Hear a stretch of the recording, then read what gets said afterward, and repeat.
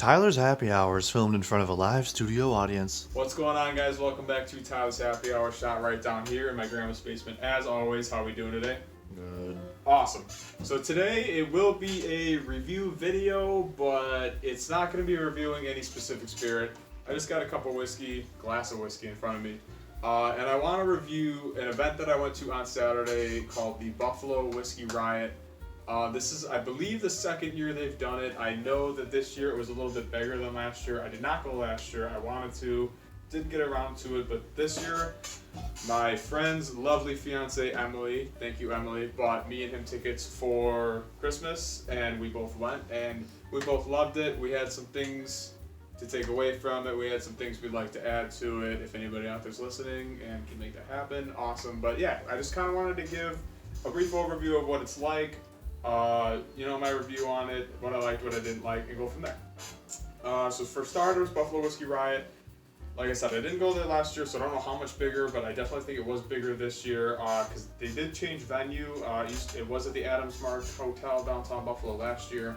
This year it was at Riverworks, still downtown Buffalo.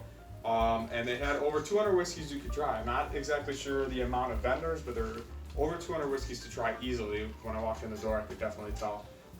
But Riverworks is downstairs and upstairs. Both of them were packed with different vendors. A lot of stuff to do, a lot of people to talk to. Basically, anybody in the area that was in the whiskey business in one way or another was there, and it was awesome. So the ticket was $50. I think that was a very good price point for the ticket. And you walked in, and with that ticket, you got, I believe the first pour was sponsored by Powers Irish Whiskey. So you got Powers Irish Whiskey Cup. You got a little bit of Powers in there, and right when you walked in the door, you got to try some Irish whiskey, and you're like, all right, we're here, we're ready to rock. Powers was pretty good. I did like Powers.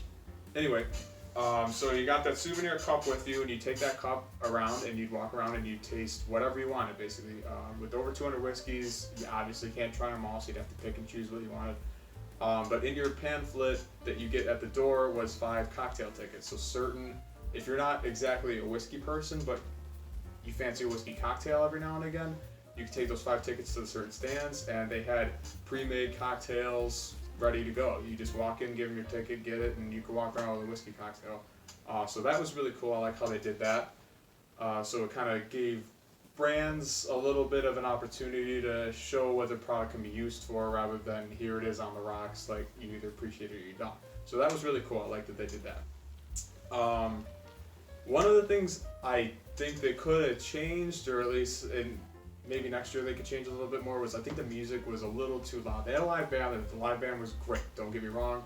Just a little too loud though, I think for a lot of people, especially myself, trying to walk in there and talk to as many people as I can and just like get to learn about as much product as I could.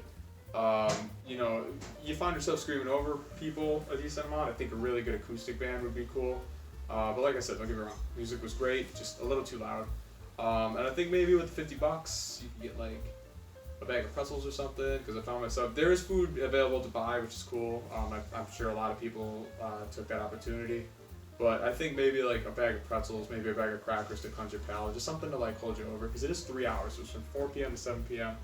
And that's a long time to go without food if you don't want to buy food.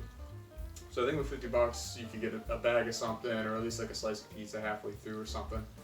A few things that I really did like though. I mean, those are minimal like things that I would change personally. The whole thing was great. A lot of things that I did like though was they had a cigar tent out front, Buffalo Cigars, awesome cigar shop, great people, great atmosphere. If you ever want to try cigars and you're in the Buffalo area, I would go right to a Buffalo Cigars location. I think they have 3 now, if I'm not mistaken. So I'm sure you can find one as long as you're in the Buffalo area. They had a tent out front. You could buy cigars. You could sit under the tent and smoke. It was a chilly day, but a lot of people under that tent. It was warm enough, and they poured Johnny Walker under the tent, so you still had a whiskey under the tent to try if you really wanted to. Johnny Walker Green is tremendous, by the way. I can recommend it. So that was cool that, the people that like to pair their whiskey with a good cigar, they had people there that knew, and they could say, hey, if you like this whiskey, you should pair it with a cigar one day. A little bit of expertise there. I really do think that the selection was great, especially for people, like I said, that aren't complete, like, on-the-rocks whiskey snobs, could walk in there. Snobs is the wrong word. Connoisseurs, or, Sommeliers, that's a great word. Sommeliers. If you're not a sommelier, that you could go in there, and they had bourbon creams. Like I said, they had cocktails. They had some. There were a couple barrel-aged gins there that were. I tried one of them, really good. What was the brand? I can't think of it. Black Button. Black Button makes a great aged gin. So even if you don't like bourbon, there's a lot to do. There's a lot of people to talk to. You know, it's a booming thing. But yeah, the bourbon cream was great. Black Button makes a bourbon cream as well. Highly recommended. Who else makes a bourbon cream? I think Nuku is a brand through the Old Elk line of bourbon. Old Elk is great. Their bourbon cream is very good. You can taste the difference. Like tremendously made real cream with their real bourbon. It's tremendous. I'd recommend that as well. The Nuku bourbon cream, great. What else? I got my chance to taste Japanese whiskey for the first time. Very different. The one I tried was, it was very light actually. It was aged in bourbon barrels. I was expecting a little bit of smoke to it, and like I said, I did try one. I'm sure there's some Japanese whiskeys that have a little bit of smoke to it. But it was sweet. It was good. It was different. I'm kind of on the lookout for the one bottle that I did try because I want to know what the price point is on it, and I like to get a bottle just to have a bottle of Japanese whiskey on me.